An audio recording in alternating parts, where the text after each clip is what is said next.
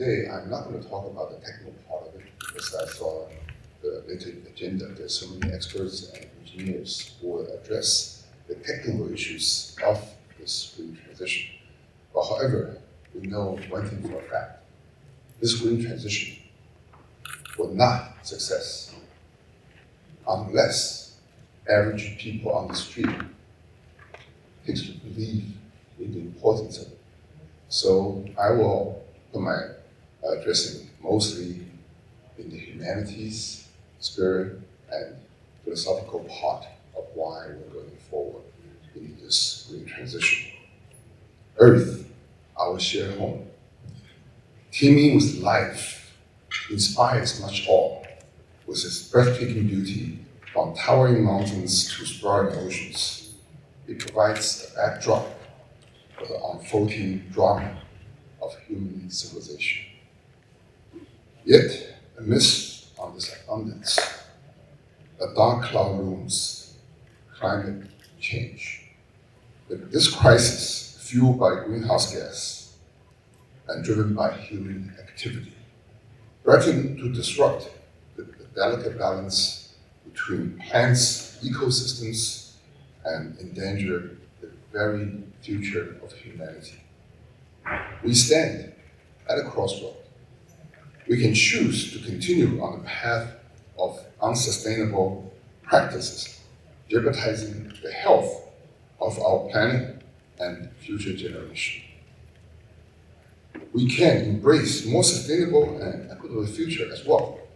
Today, I urge you, every one of you, to join me in advocating for a bold and ambitious course of actions, investing in fact, Europeans' leadership in renewable energy and green building materials.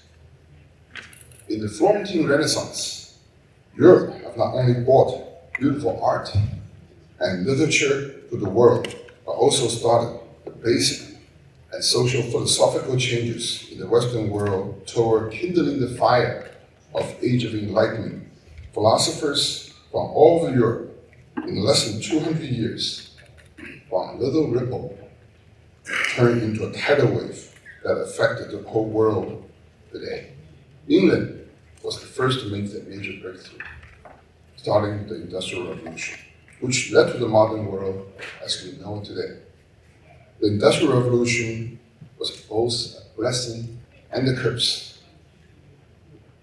In many aspects of it, it is a complicated topic to discuss about it, but it does require our world to use the massive fossil fuel we're using today, which is causing the climate change.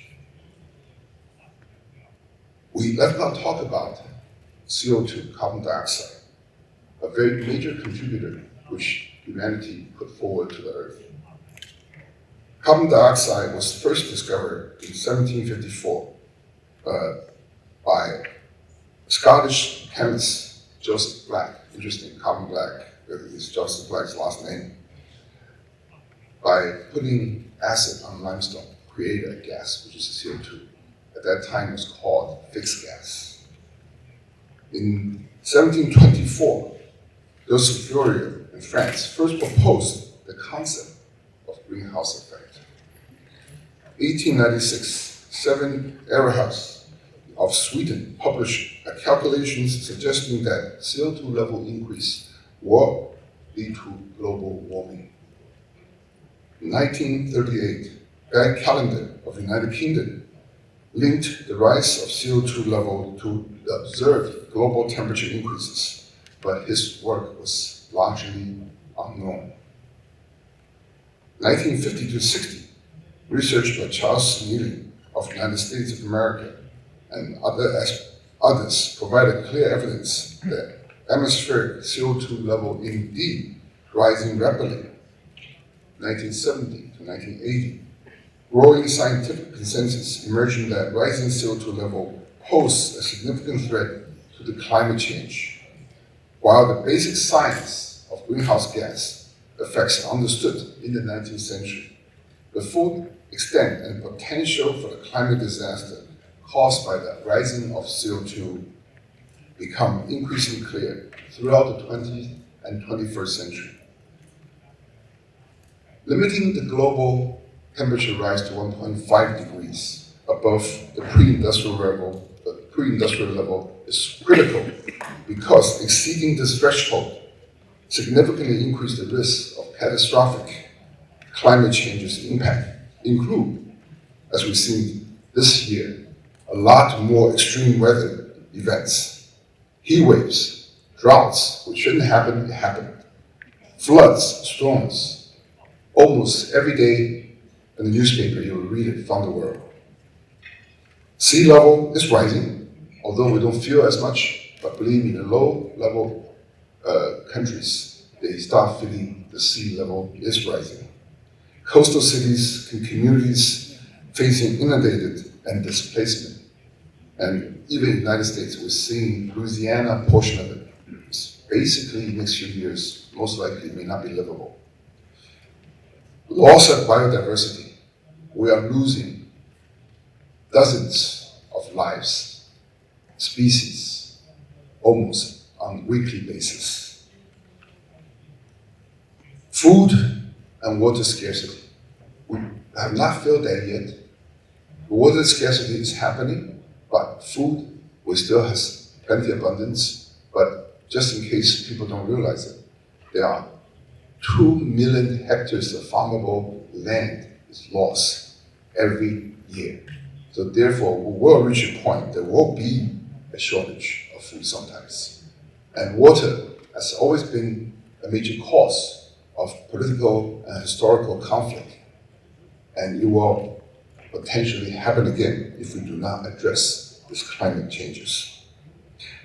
Staying above 1.5 degrees Celsius offers better chance of avoiding these worst scenarios, maintaining the habitat of Earth for future generations.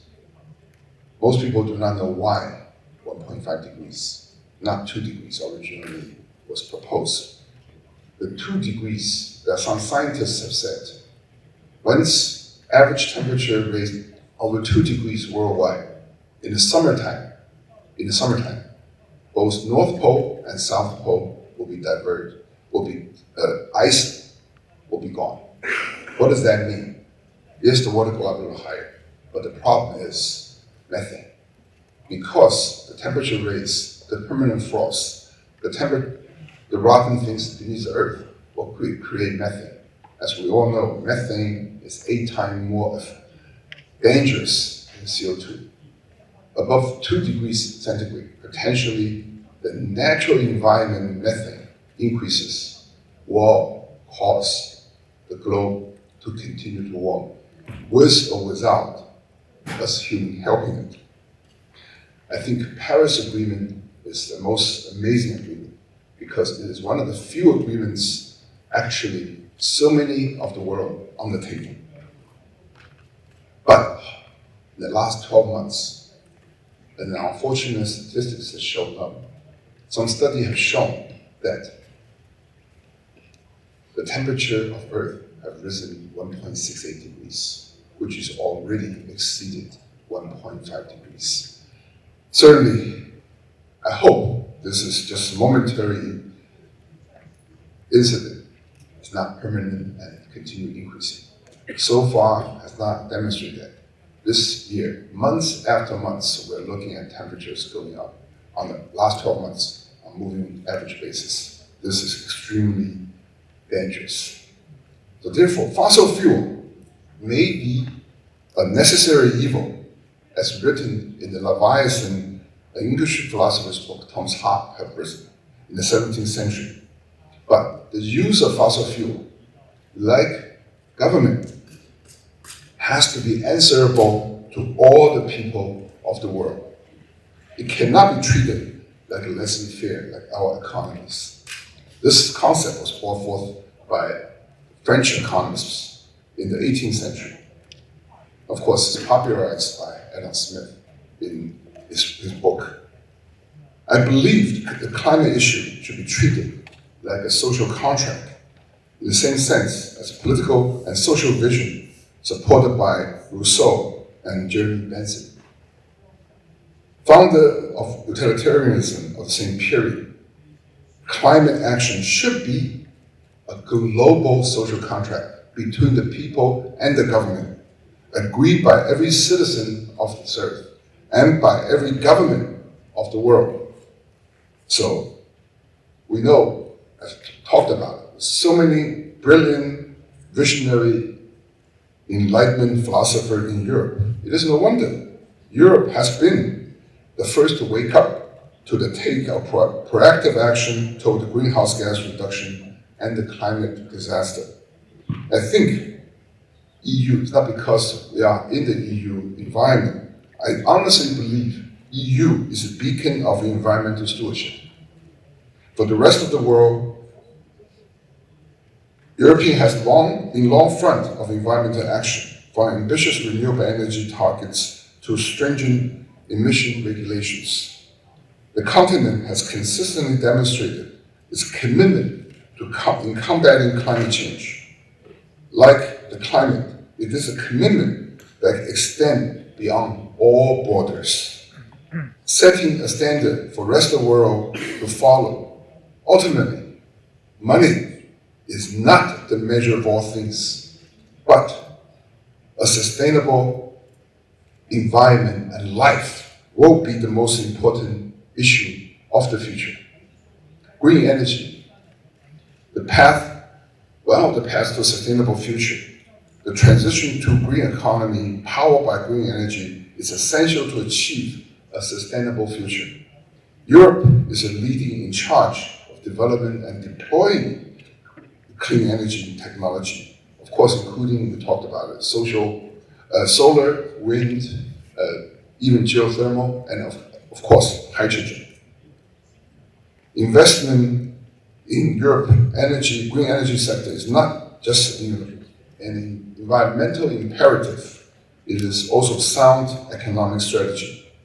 Because renewable energy is coming up, but again, at the same time, it's less predictable. So we need to come to another issue to address the predictability and the dependability and user-friendliness of renewable energy. We know that any power grid in the world today probably cannot sustain to receive more than 15 to 20% fluctuating energy frequencies from the power side.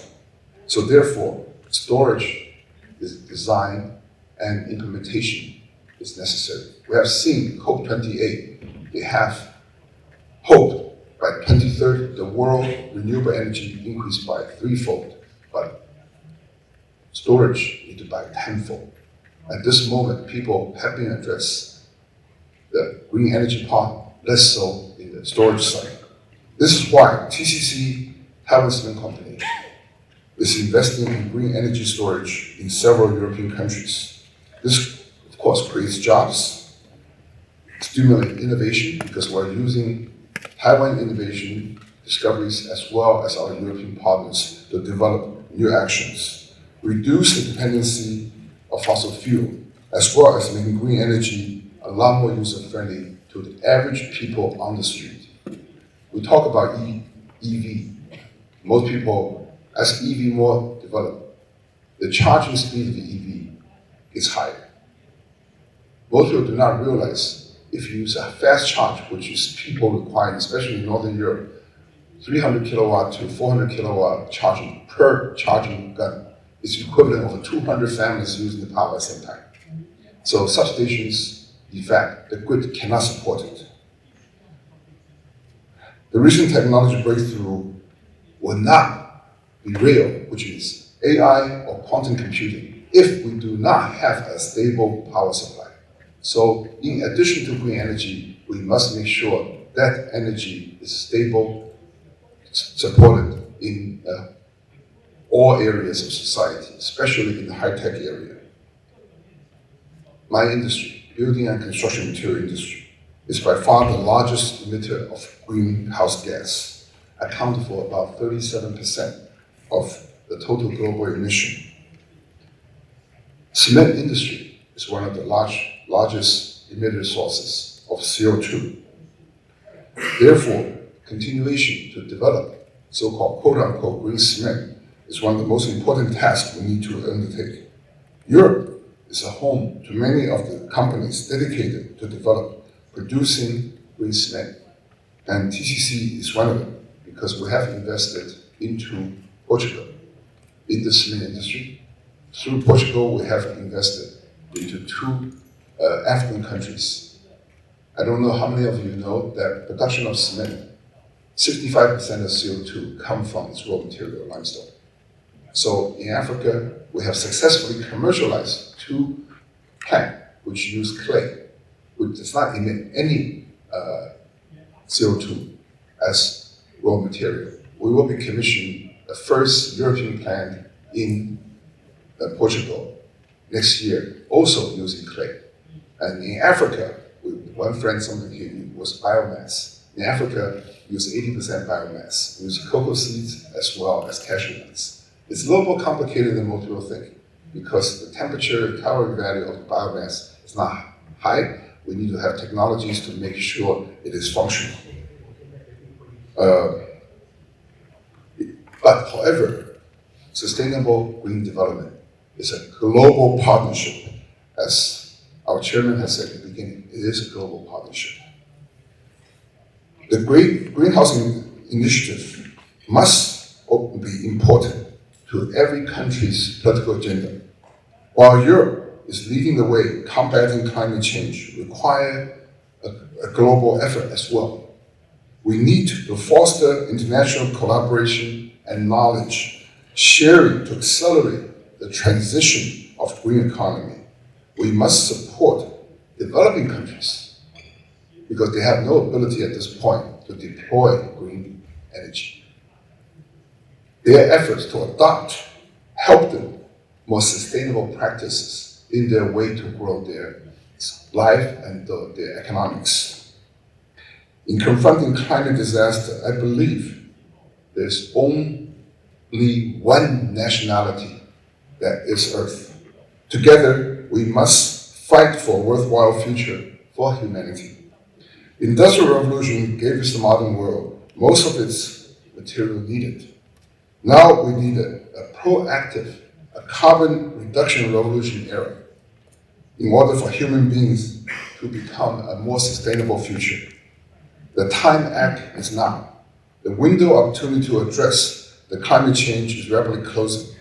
We must act decisively, swiftly. Investing in green energy and green construction materials sector is a critical step in the right direction. It is an investment in the future of our planet and the well-being of generations to come.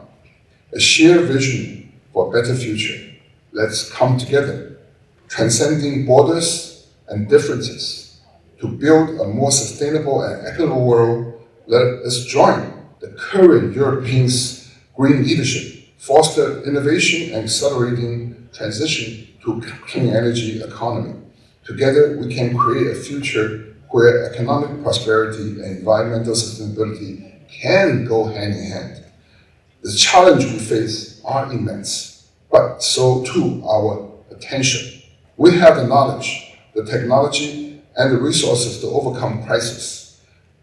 What we need is collective will to act. Let us rise to the challenge driven by shared vision to build a future for all of us.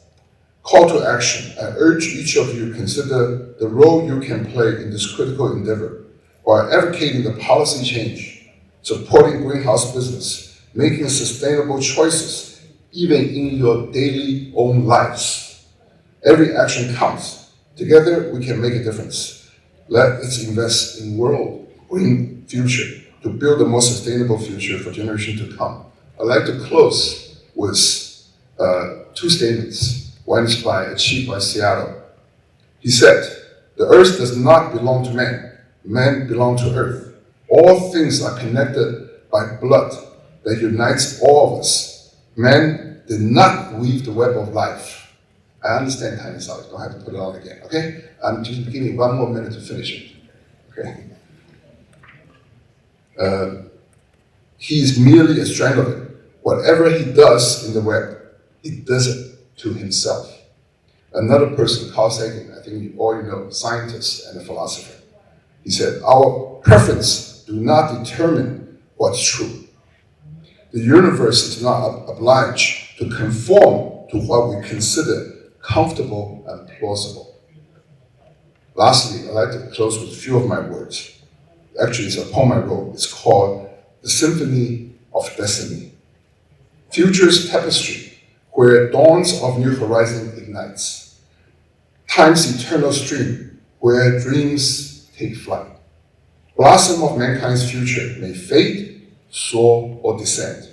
Destiny's symphony awaits all of our hands to play these environmental instruments together. Let's together make a worthwhile future. Thank you very much. 谢谢张董事长。